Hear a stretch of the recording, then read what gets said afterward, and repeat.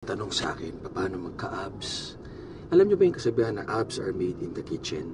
Kasi calorie deficit, kailangan mababa yung body fat. Lalabas yung abs natin. Lahat tayo may abdominal muscle, may transverse muscle ng abdominals.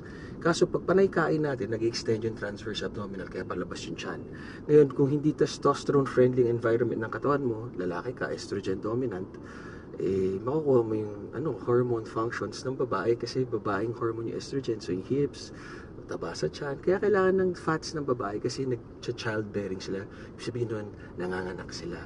Kailangan yung nutrients ng bata makukuha dun sa fat cells nila sa estrogen. So malaking tulong yun, tsaka may sila, di ba, para magpagatas sila, mag-breastfeed.